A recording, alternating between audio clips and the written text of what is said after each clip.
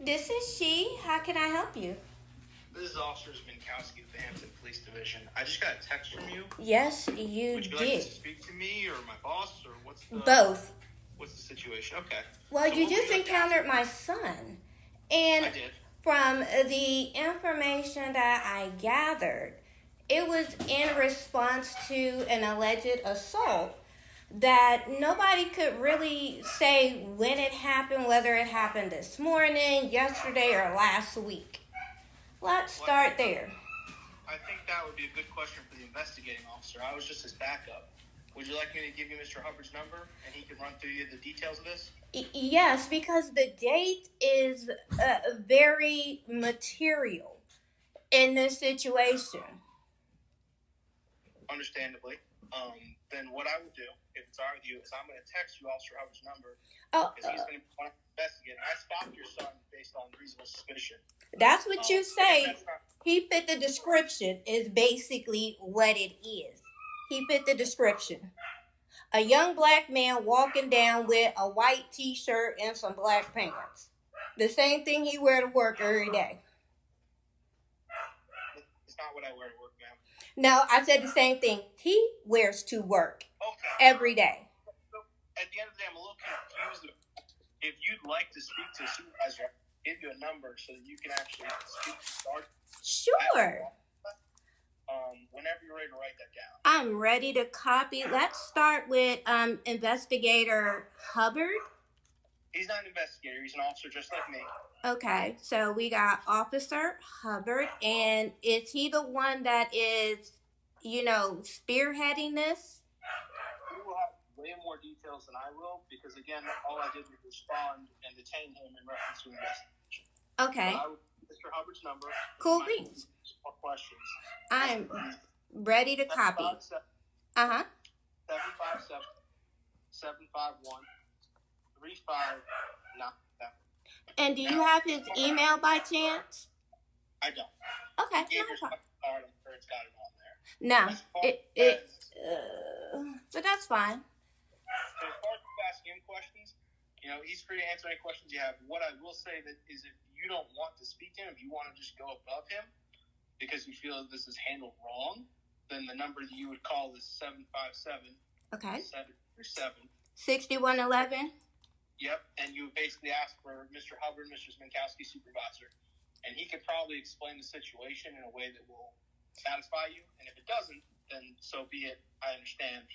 Yeah, because I'm trying to find the incident that, this assault. I'm trying to find it as I'm looking through, the reported incidents, and I'm not seeing it yet. You wouldn't find it because it literally just got generated today. I mean, that wouldn't show up in crime stats for days if that's what you're looking for. Yeah, actually, I was. It just looks like a crime stats report on it. So you said that the assault allegedly happened today. I do not know when the assault allegedly happened. What I know is that Mr. Jeffrey fit the description provided me as a suspect for an assault. We stopped him, and we identified him.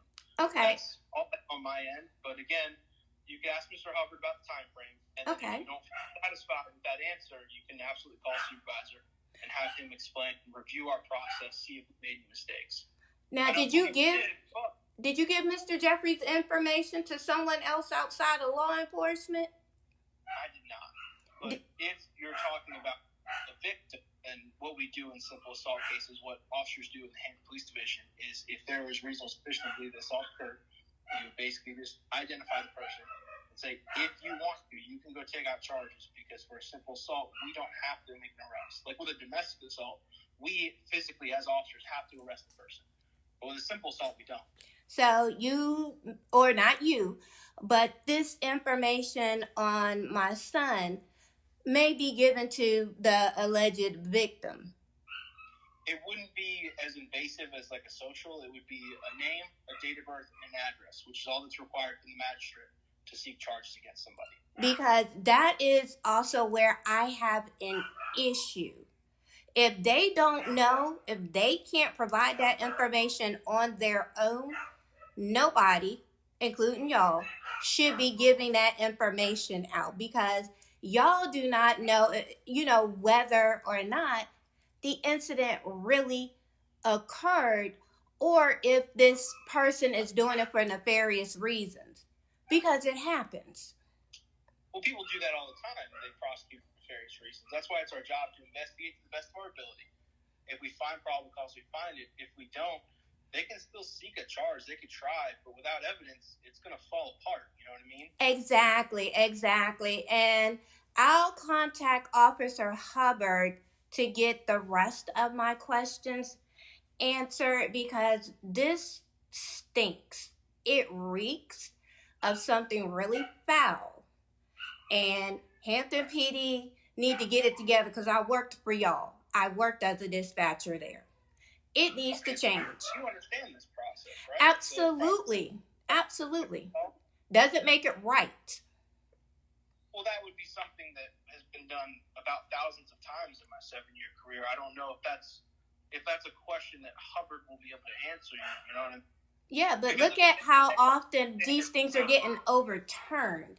You know, that is my concern with the policy, and that's beyond you. You don't make policy. You just enforce policy. So I'll take that up with the powers that be, on how they issue that guidance.